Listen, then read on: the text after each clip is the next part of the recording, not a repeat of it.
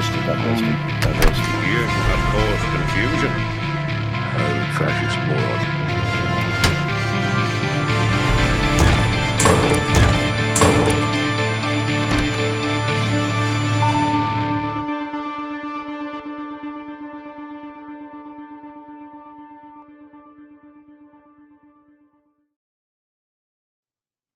Well, hello everyone.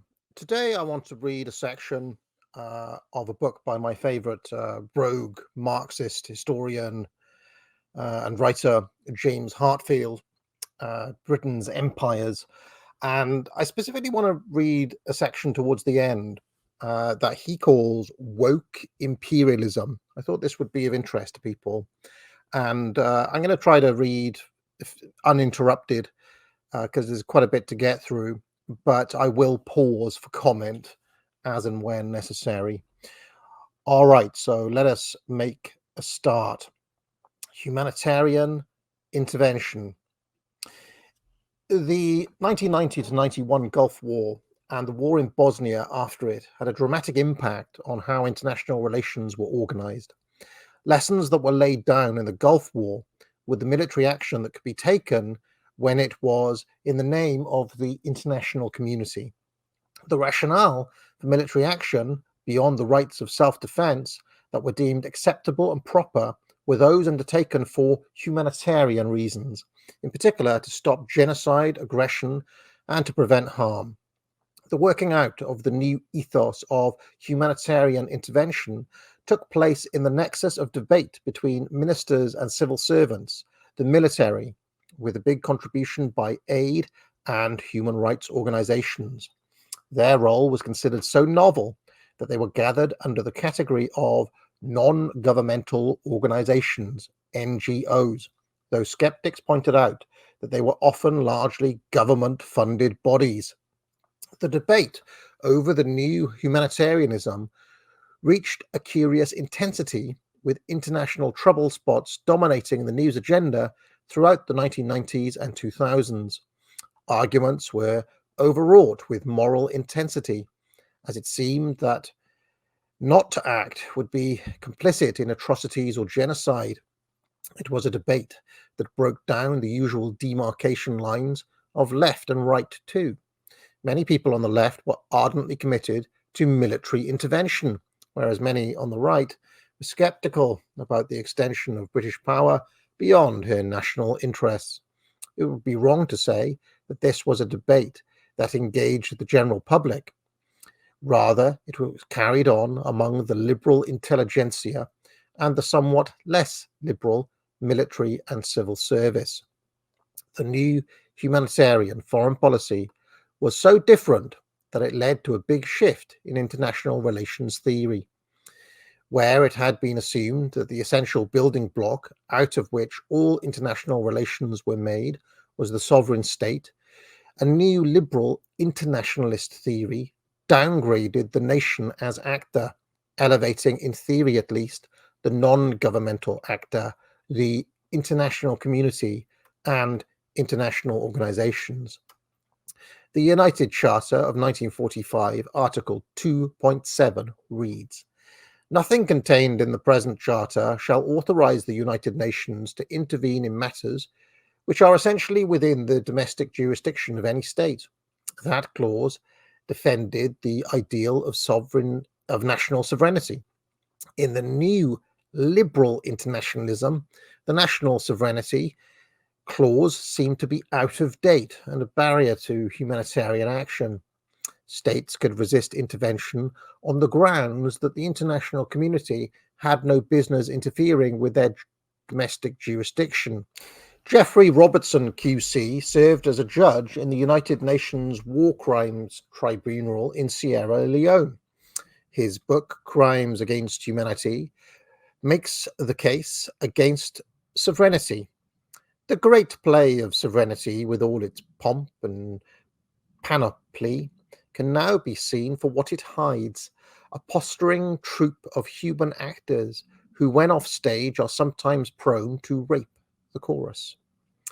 Similarly, Kenneth Roth, executive director of the organization Human Rights Watch, argued, Sovereignty cannot be used as an excuse to avoid human rights commitments. Columbia University professor Samuel Moyn, in a careful history of the emergence of human rights as a focus for international law, explains that it was the decline of radical alternatives to the status quo, in particular the anti-colonial movements, that left human rights as the main area of ameliorative action. The argument over humanitarian intervention was not academic. All of the post-Cold War military interventions that Britain was involved in were undertaken in the name of humanitarianism, and self-interested motivation was denied. These were the majority military engagements British forces fought. There was the Gulf War from 1990 to 91, the Bosnian War from 92 to 95, Operation Desert Fox against Iraq in 1998, the Kosovo War in 1999, Sierra Leone Civil War between 2000 and 2002, the war in Afghanistan from 2001 to 2014, the Iraq War from 2003 to 2009, the Libyan Civil War in 2011, Operation Shader in Iraq and Syria between 2014 and the present, and the Persian Gulf crisis. I would argue that we could also add Ukraine to that list. I'm not entirely sure when this book was published, but I don't see Ukraine mentioned, but surely he would add it now. In every case, apart from the Sierra Leone incursion, British forces were part of a coalition with the United States or part of a United Nations or NATO force. Humanitarian intervention was by no means military intervention alone. United Nations missions did much more than use military force. Missions undertook conflict resolution, capacity building with new regimes, trained police forces, and undertook extensive educational and welfare roles. Most strikingly, the United Nations created ad hoc investigations into war crimes. The most important of these were the United Nations criminal tribunals that investigated and tried leaders in the conflicts in the former Yugoslavia in 1993, Rwanda in 1994, and Cambodia in 2003. Britain's 1997 regime change. Tony Blair's Labour Party won a handsome victory in the general election on the 2nd of May 1997 and again in 2001 and in 2005. The Conservative Party was exhausted morally and programmatically after 4 terms of office. Blair very successfully cleansed the party's brand of its old associations with top-down state socialism and the trade union leadership, campaigning against both conservatism and Labour's own traditional working-class base. Blair positioned it as quote-unquote New Labour, a post-ideological party that would rule technocratically, committed to free markets and detraditionalizing society. He was very successful at showing what was wrong with the old ways, but less so at setting out what was new. Though the party won the popular vote, it failed to build a strongly committed following, and its critics complained, suffered from an ideological and moral vacuum at its centre. Tony Blair advanced a political appeal that he called the Third Way. That was neither socialist nor conservative, for markets and the state. The post-ideological approach appealed to people who could see that the older solutions were not working and chime with a generation of world leaders, from Lionel Jospin in France to Bill Clinton in America. It was less successful in presenting a positive appeal in its own right, and its reforms were piecemeal and uninspiring. Many, like the Antisocial Behaviour Order, aka ASBO, and the Private Finance Initiative, created more problems than they solved.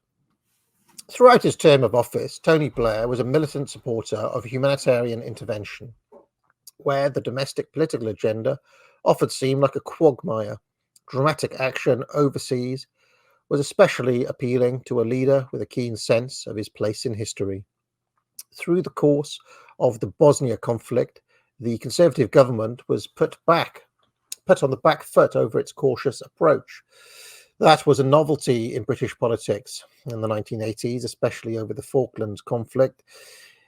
It was the left that was cast as cowardly and attacked for not backing, quote unquote, our boys.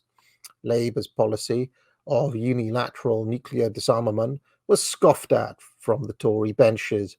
With the Bosnia conflict, the cliche of right-wing belligerents versus left-wing milquetoasts was disrupted. The Bosnia War did not influence the outcome of the 1997 election. Popular support for the war in 1993 had in fact waned by 1995. The importance of the new thinking on overseas policy was not in the polling booths, but in the confidence of the Labour Party leadership and activists. They were in the right on this issue, as on many others. Having cringed at the prospect of arguing Labour's non-nuclear alternative defence strategy on the doorsteps in the 1980s, the party was feeling ebullient. Radical intellectuals after the Cold War were more excited by the possibilities of military intervention overseas. Labour's policymakers were of a similar frame of mind. A youthful and energetic Labour Party won in May 1997. The liberal internationalism of the foreign policy debate shaped Labour's thinking. Foreign Secretary Robin Cook set out the approach. This is Robin Cook. The Labour government does not accept that political values can be left behind when we check in our passports to travel on diplomatic business. Our foreign policy must have an ethical dimension and must support the demands of other peoples for democratic rights on which we insist for ourselves. The Labour government will put human rights at the heart of foreign policy. Ugh. Anyway, that is what Robin Cook said. The recasting of Britain's foreign policy in 1997 marked the change in administration from Conservative John Major to Tony Blair, and it had wider implications, most pointedly in the Good Friday Agreement of 1998. The Blair government also shifted Britain's policy on Europe. The previous Conservative administrations of Margaret Thatcher and John Major had been sceptical members of the European Economic Community. Tony Blair, by contrast, was an enthusiastic supporter of the European Union, as it had become under the Maastricht Treaty of 1993. In the first instance, Blair's pro-Europeanism was a challenge to the domestic audience, a way of painting both the Labour left wing and the Conservatives as backward-looking Little Englanders. For Blair, Britain's history of grudging engagement with the continent was a tragedy of missed opportunities. Blair did not see participation in the Union as the loss of British power. He told Labour's conference in 2002 that it was our destiny to lead in Europe. Britain's pro-European turn in 1997 coincided with greater prospects for the Union's Commonwealth foreign policy. Cambridge University's Christopher Bickerton explains that in the Cold War era, European foreign policy cooperation was stymied by the way those global tensions aggravated differences among European nations. The post-Cold War era, it seemed, held out new prospects for European cooperation, though, as Tony Blair highlighted, the Union was a superstate, not a superpower, something that he hoped he could fix.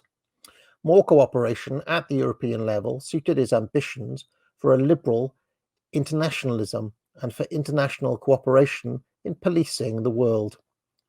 Practically, though, Britain under Blair adopted international alliances in an ad hoc way. The European Union was a useful platform from which Britain attempted to isolate Zimbabwe President Robert Mugabe, and it shouldered some of the burden of overseeing the administration of Bosnia-Herzegovina. The Union proved to be an unwieldy vehicle for international cooperation on the whole.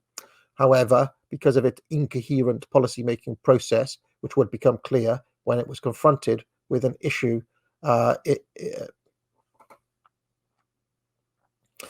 which would become clear when it was confronted with a crisis in the Ukraine.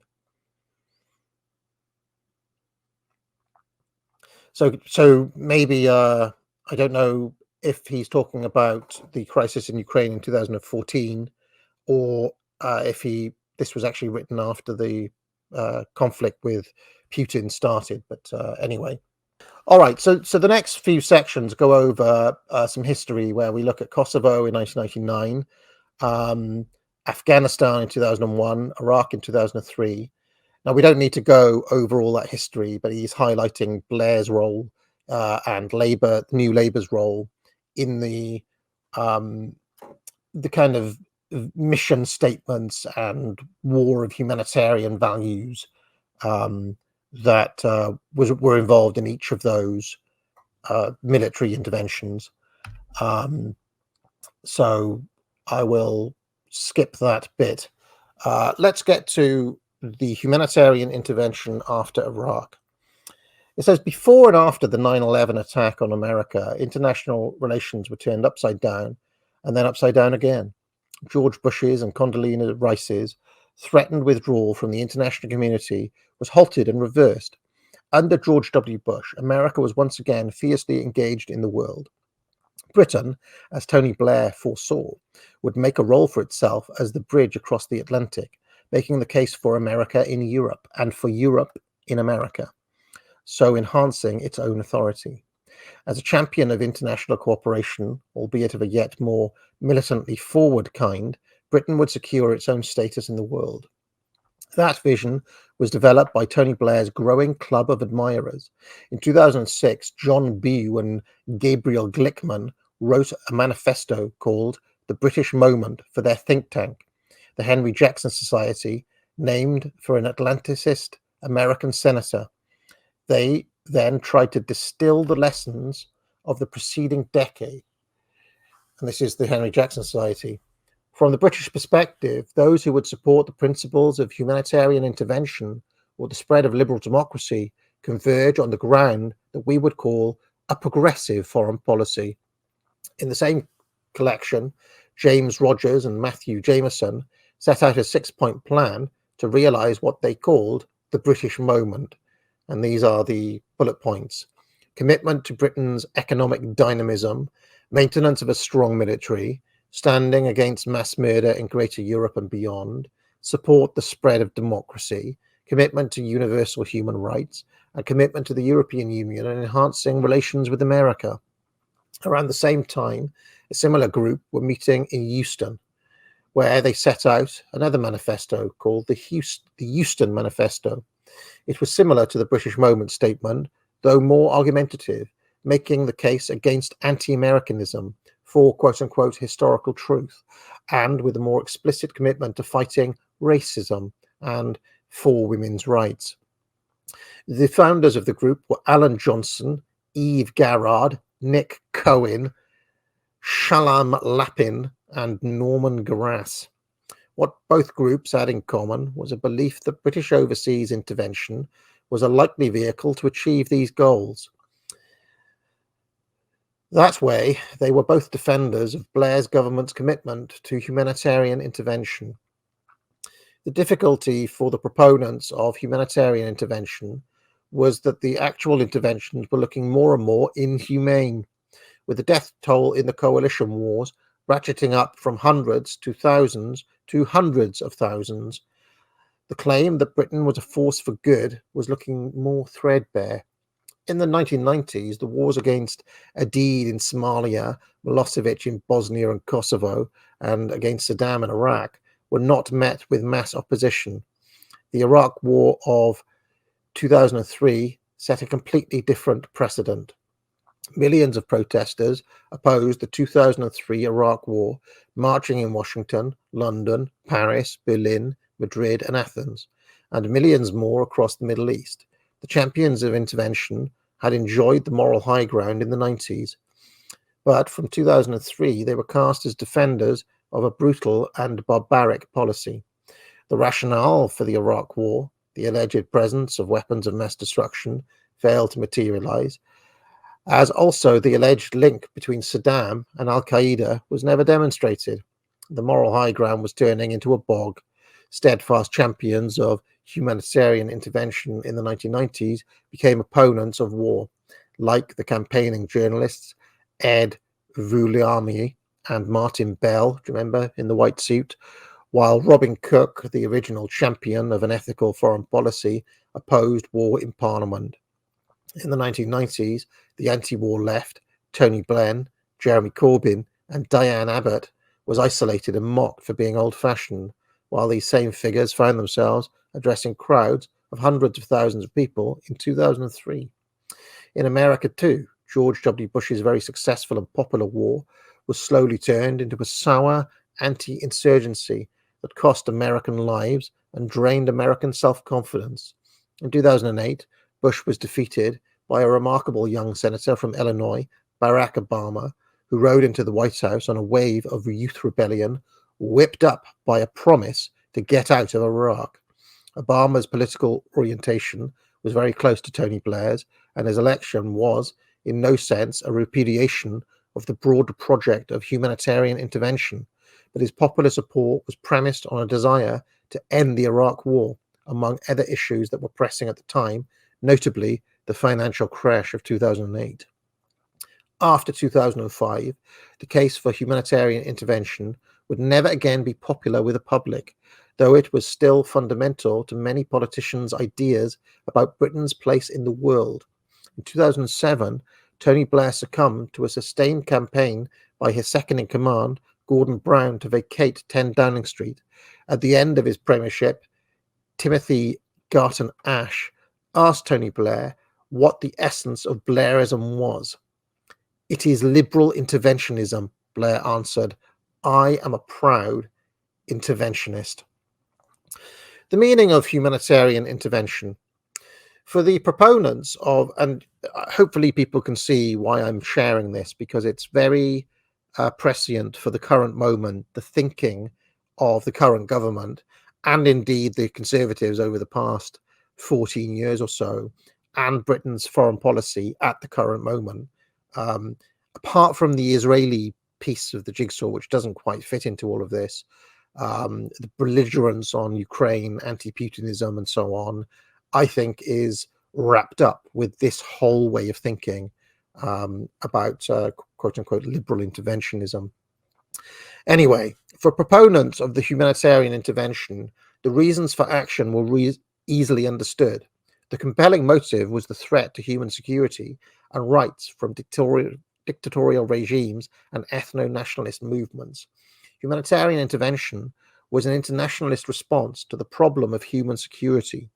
The conceptual meaning was that the old system of sovereign nation states was solipsistic and a warrant for dictatorship and oppression. Military action in pursuit of mere national interest, or worse, predatory and oppressive motive, were to be abjured.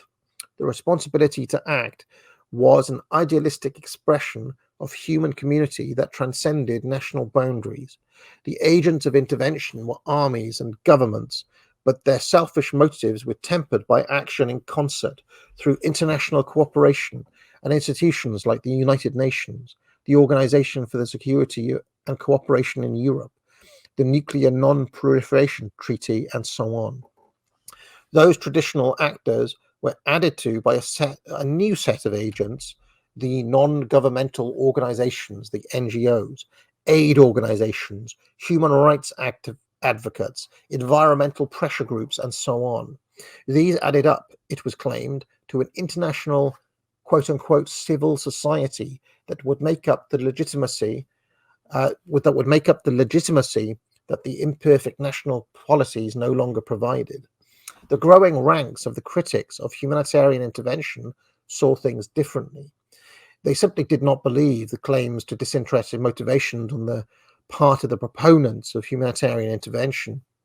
These ideals were, in the eyes of the critics, just a mask for venal and vested interests. In this way, champions and critics alike tended to see themselves as representatives of idealism, with the critics casting the champions as hypocrites.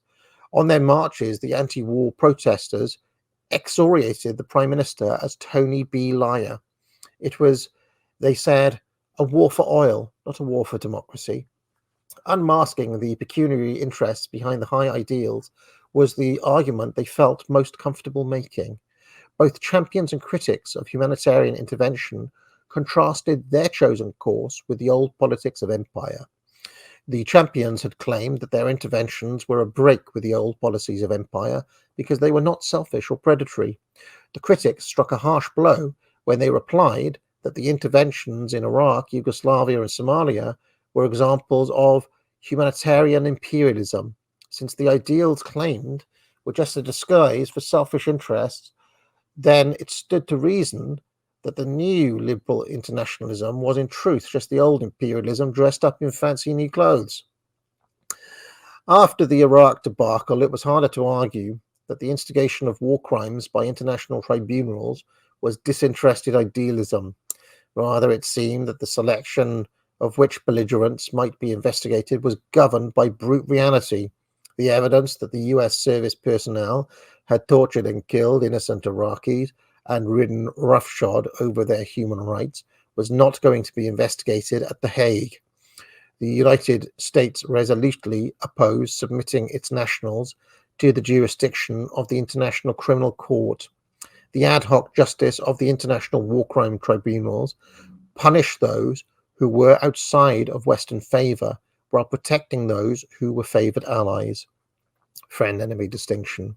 The Serb leaders, Mladic, Karadzic, and Milosevic, were persecuted. The last died of a heart attack while conducting his own defense. But the authoritarian leaders of Croatia and Bosnia, Franjo Tudjman and Alija Izetbegovic, were never called to account for the actions of their armed forces took against civilians. Even the terms of the Rwandan tribunal excluded atrocities that the forces of the Rwandan Patriotic Front undertook before 1992 and against refugees after 1994. That fell outside of its remit. Later on, Western diplomats began to suspect that their champion of human rights in Rwanda, President Paul Kagame, Paul Kagame, the same one that they tried to make the Rwanda deal with, the Tories did, that is, was sanctioning the assassination of dissidents overseas. Not just the war crimes tribunals were tarnished by the selective justice of humanitarian intervention. And today, of course, we would easily add Israel and Benjamin Netanyahu to this double standard that the regime has on this front.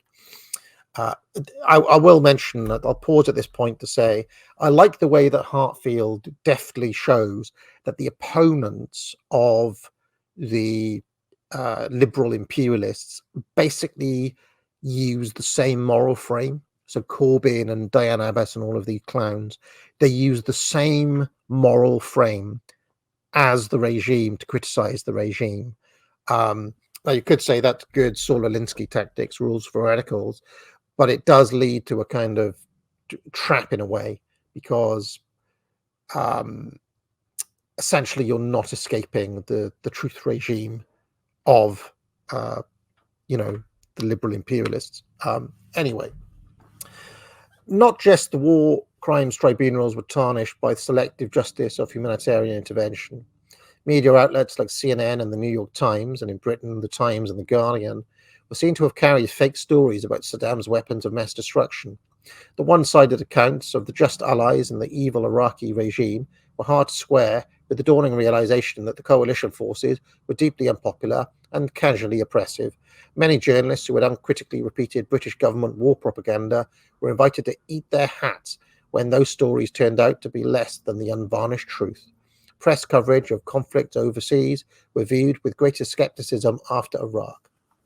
Connor Foley, who had worked for Liberty, Amnesty International, and the UNHCR as a defender of humanitarian intervention. Foley worried about the way the Iraq War of 2003 had undermined the argument for intervention, trying to imagine how things looked to those people on the other side of the argument. For anti-imperialists, the invasion was the culmination of a period of misguided Western intervention that has seen the weakening of both national sovereignty and international law. Foley went on, in the voice of the anti-imperialists he had argued with.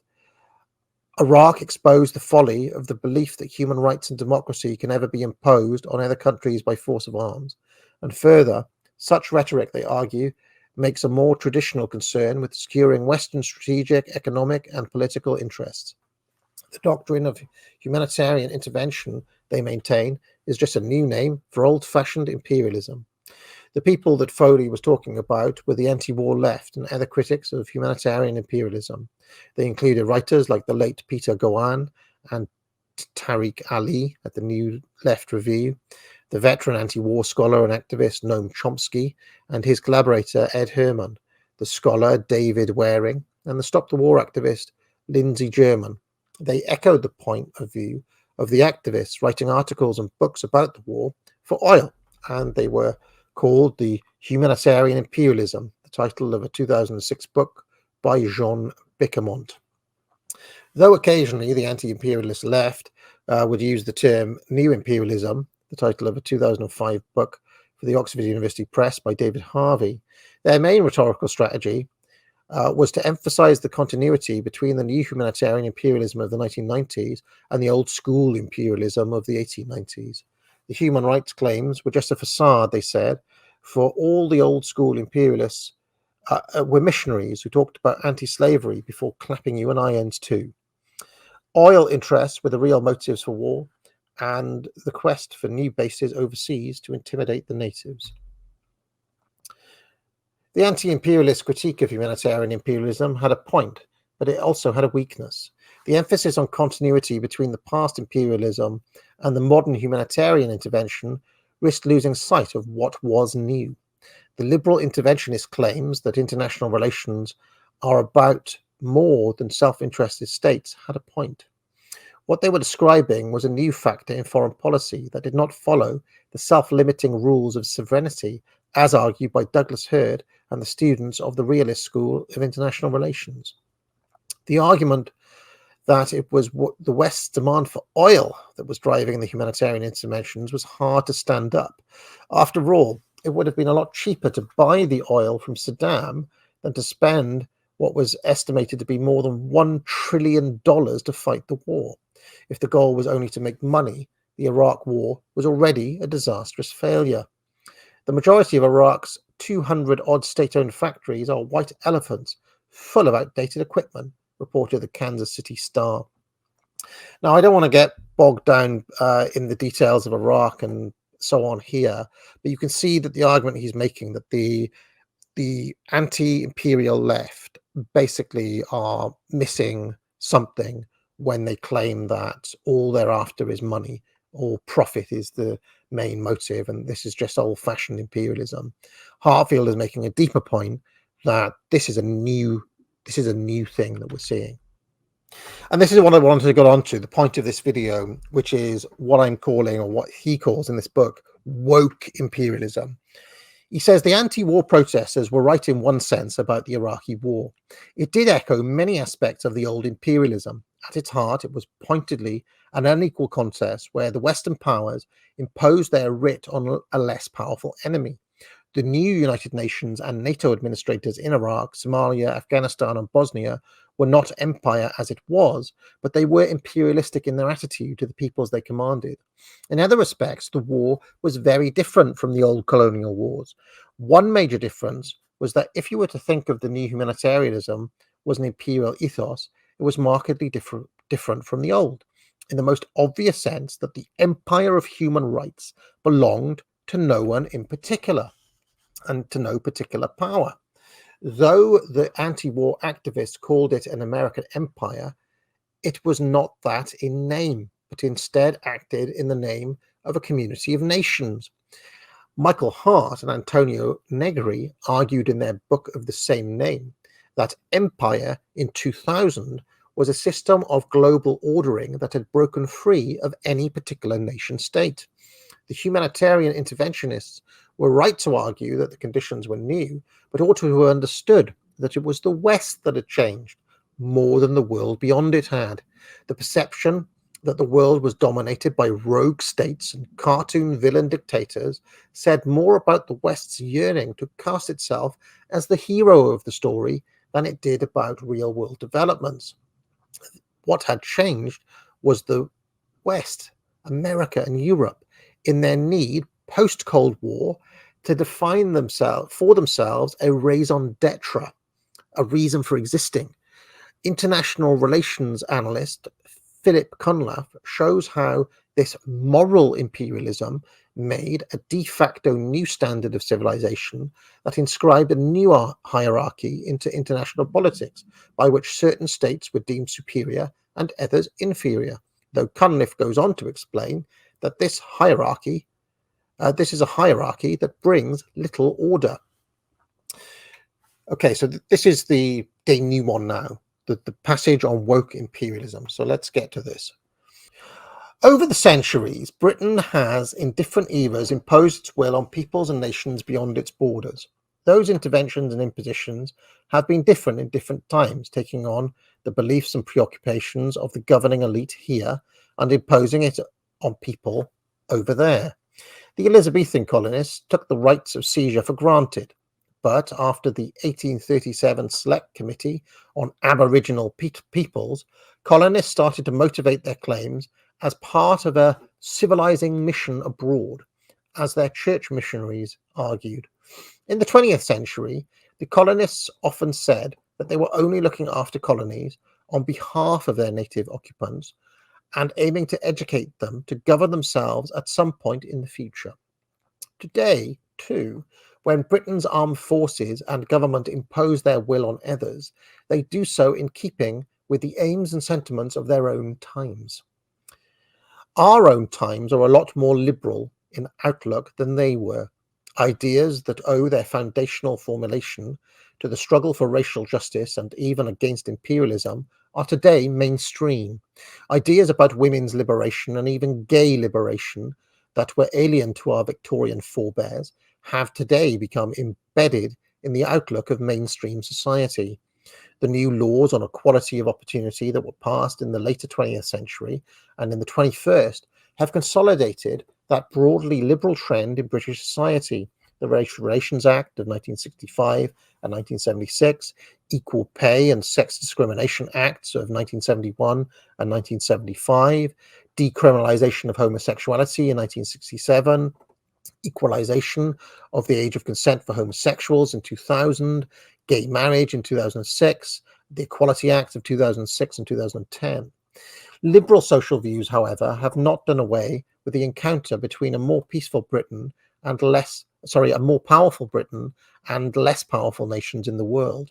They can lead to some strange paradoxes as British leaders motivate their actions overseas in ways that seem at odds with the unequal power relationship. With humanitarian intervention, ethical foreign policy that Britain developed in the 1990s, intervention was, as we have seen, motivated as the defense of the rights of the people of the countries that were being attacked, on the premise that their governments were oppressive and illiberal, which was generally true. The end point, as the critics argued, was quite often not an improvement, however. Labour MP Anne Cloud played a big part in rallying liberal opinion in favour of the 1991 Iraq War, which he did by highlighting the plight of Iraqi Kurds who were subject to violent suppression under Saddam's regime. On the 1st of October 2001, Development Minister Claire Short deflected criticisms of the bombing of Afghanistan in the House of Commons by painting the British mission there as one to bring aid to the hungry and to educate children. This is Claire Short. On behalf of our government, I undertook to work with the government in the Northwest Frontier Province to ensure as rapidly as possible boys and girls are educated. In the Guardian newspaper, Catherine Veener cautioned that the US military interventions overseas that Britain was supporting were a case of feminism as imperialism, a theft of feminist rhetoric in pursuit of national expansion. A report by the Special Inspector General for Afghan Reconstruction into US efforts since 2002 to support Afghan women and girls and advance gender equality points out that the $787 million budgeted for such programs underestimates the real figure, because hundreds of other US programs and projects included an unquantified gender component. Gender mainstreaming advocated bringing women's issues and perspectives into all programs and policies.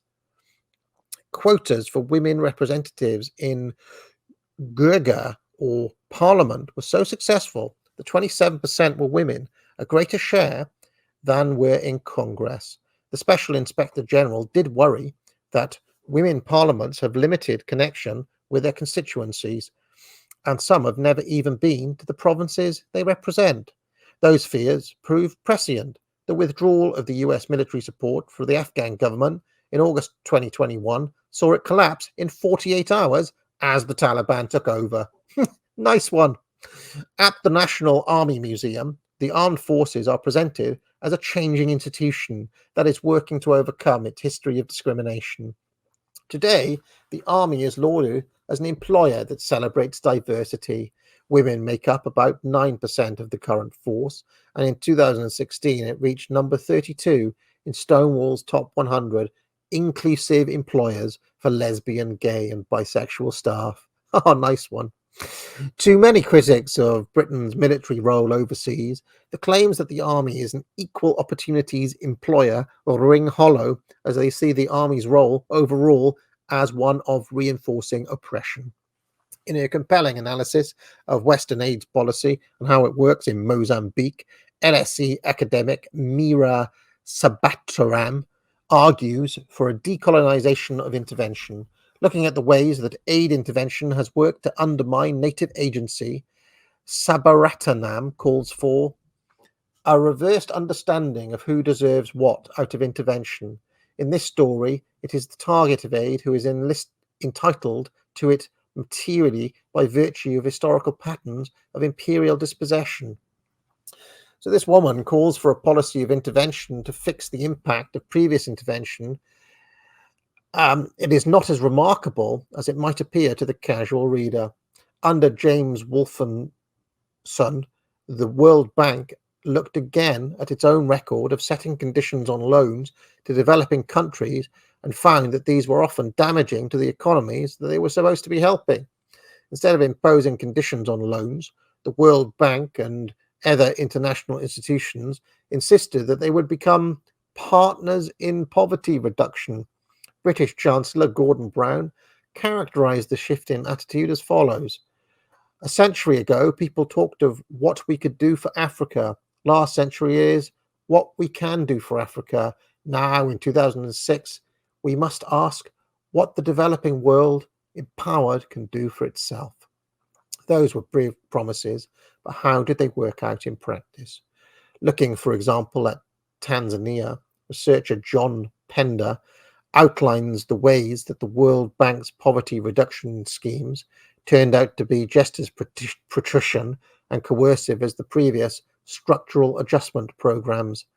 The bank went through the process of agreeing poverty reduction schemes with the Tanzanian government. At the same time, these agreements were used to sideline the Tanzanian parliament and the political process. Though the new approach emphasized country ownership, as the humanitarian interventions in Afghanistan and Iraq claimed to be liberating the people of those countries, the conundrum remained that the developed countries were telling the less developed countries what they had to do to be free.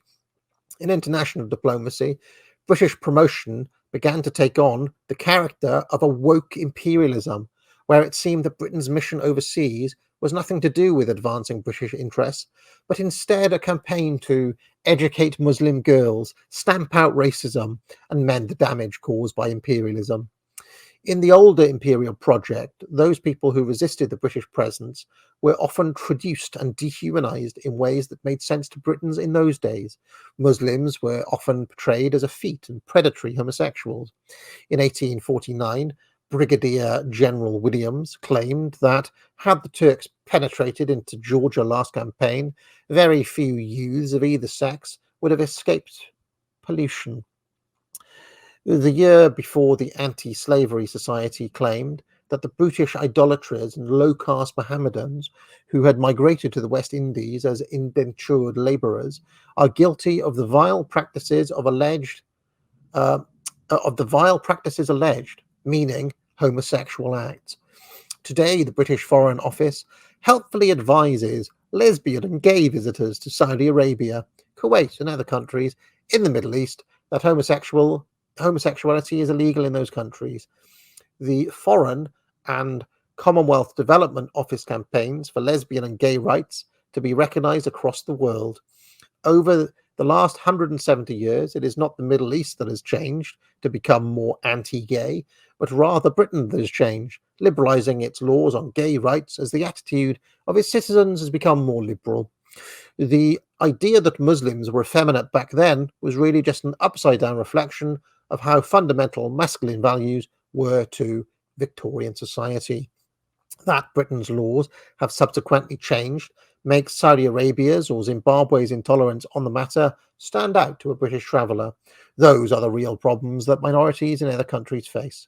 They are also part of the account of the superiority of British society that makes it possible for Britons to believe that they have a right to reform other countries for the good of their different peoples. That's right, those nasty Zimbabweans and Saudi Arabians should really allow bum sex for all. When British leaders try to distance themselves from the record of the British Empire, they make intervention more palatable, but they also risk opening themselves up to criticism. Prime Minister Tony Blair's address to the September 2002 Earth Summit in South Africa was upstaged by Namibia's President Sam Nujoma, who roundly attacked Blair for rallying sanctions against Zimbabwe's President Robert Mugabe. It was Britain that had created the land problem in Zimbabwe in the first place, argued Najoma, while the British Prime Minister had to suffer the public attack.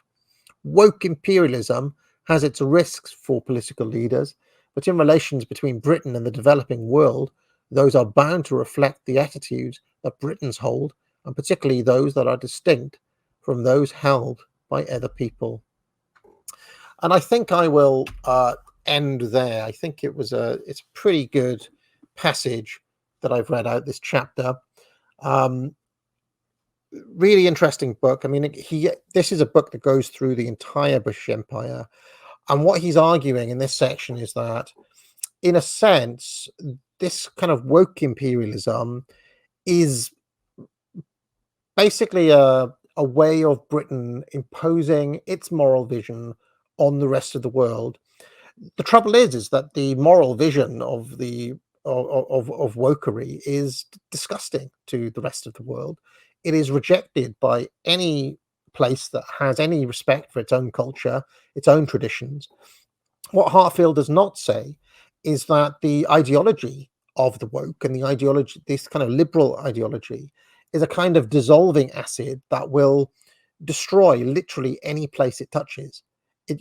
Anything that the people of those places hold dear, any part of their histories, their cultures, their moral values will be dissolved, and it will be turned into essentially a kind of theme park where that culture is sold back on itself.